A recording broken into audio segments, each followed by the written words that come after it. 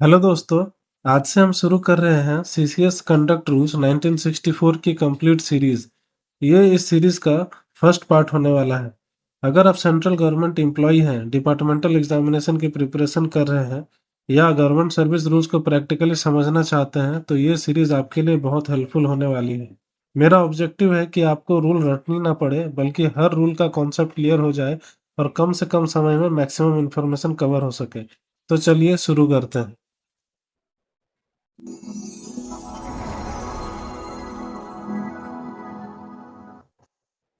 CCS conduct Rules 1964 बताता है कि एक गवर्नमेंट एम्प्लॉय को अपनी सर्विस के दौरान क्या करना चाहिए और क्या नहीं करना चाहिए।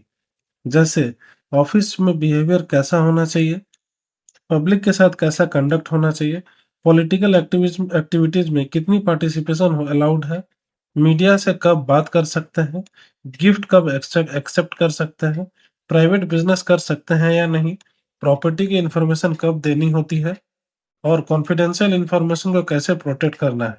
यानी एक गवर्नमेंट एम्प्लॉय की प्रोफेशनल लाइफ में जो एथिकल स्टैंडर्ड्स एक्सपेक्टेड होते हैं, उन सब का बेसिक फ्रेमवर्क हमें सीसीएस कंडक्ट रूल में मिलता है। अब सवाल आता है, गवर्नमेंट को अलग से कंडक्ट रूल्स बनाने की जरूरत क्यों पड़ी? इसका आंसर बहुत सिंपल है। गवर्नमेंट एम्प्लॉय सिर्फ किसी ऑफिस में काम करने वाला एम्प्लॉय नहीं होता, बल्कि वो गवर्नमेंट का रिप्रेजेंटेटिव होता है। इसलिए गवर्नमेंट चाहती है कि हर एम्प्लॉय ऑनेस्ट रहे, रिस्पॉन्सिबल रहे, इम्पार्शियल रहे और पब्लिक इंटरेस्ट को प्रायोरिटी दे, ऑफिस की डिग्निटी मेंटेन रखे। इसी ऑब्जेक्टिव को अचीव करने के लिए कंडक्ट रूल्स बनाए गए। ध्यान रखिए, कंडक्ट रूल्स का पर्पस सिर्फ पनिशमेंट देना नहीं है। इनका मेन पर्पस है गवर्नमेंट सर्विस में डिसिप्लिन, इंटीग्रिटी और पब्लिक ट्रस्ट को मेंटेन करना। अब समझते हैं सीसीएस कंडक्ट रूल्स और सीसीएस सीसीए रूल्स का डिफरेंस। यहाँ लगभग हर बिगिनर को कंफ्यूजन होता है। सीसीएस कंडक्ट रूल्स और सीसीएस सीसीए रूल्स क्या सेम है? आंसर है नहीं। दोनों कंप्लीटली अलग रूल्स हैं। सीसीएस कंडक्ट रूल्स बताते हैं गवर्नमेंट एम्प्लॉय को कैसे बिहेव करना चाहिए, जबकि सीसीएस सीसीए रूल्स बताते हैं अगर कंडक्ट रूल्स का वायलेशन हो जाए तो डिसिप्लिनरी एक्शन कैसे लिया जाएगा। इसके लिए एक लाइन याद रखिए कि सीसीएस कंडक्ट रूल्स बिहेवियर को बताता है और सीसीएस सीसीए रूल्स पनिशमेंट का प्रोसेस बताता है। अब समझते हैं सीसीएस कंडक्ट रूल का रूल 1 क्या कहता है। रूल 1 बहुत सिंपल है। इसमें सिर्फ 3 चीजें बताई गई है: short title, commencement and application. पहला, शॉर्ट टाइटल मतलब रूल का नाम क्या है। तो इस रूल का ऑफिशियल नाम है Central Civil Services Conduct Rules 1964। दूसरा, कमेंसमेंट। इसका मतलब है ये रूल्स किस डेट से इफेक्टिव हुए। जिस दिन गवर्नमेंट ने नोटिफाई किया उस दिन से ये रूल्स लागू हो गए। और किस डेट को नोटिफाई हुआ था ये रूल? 12 दिसंबर 1964। तीसरा क्या है? एप्लीकेशन। इसका मतलब है ये रूल्स किन एम्प्लॉयज पर अप्लाई होते हैं। जनरली ये सभी सेंट्रल गवर्नमेंट एम्प्लॉयज पर अप्लाई होते हैं, लेकिन अगर किसी सर्विस के लिए अलग कंडक्ट रूल्स बने हुए हैं तो उन एम्प्लॉयज पर वही स्पेशल रूल्स फॉलो होंगे। जैसे कि रेलवे एम्प्लॉयज और ऑल इंडिया सर्विसेज जैसे कि आईएएस आईपीएस, इन लोग पे ये सीसीएस कंडक्ट रूल्स अप्लाई नहीं होते। रूल 2 में इंपॉर्टेंट वर्ड्स की डेफिनेशंस को बताया गया है। इस रूल का पर्पस सिर्फ इंपॉर्टेंट वर्ड्स का मीनिंग बताना है जो आगे के रूल्स में बार बार यूज होते हैं। जैसे गवर्नमेंट, गवर्नमेंट सर्वेंट कौन है, फैमिली की डेफिनेशंस क्या है और प्रिस्क्राइब्ड अथॉरिटी क्या है। तो इस रूल्स को समझने के पहले समझते हैं गवर्नमेंट के डेफिनेशन को। यहाँ गवर्नमेंट का मतलब सेंट्रल गवर्नमेंट को कहा गया है, जैसे DOPT, ministry of health, ministry of finance, ministry of defence etcetera.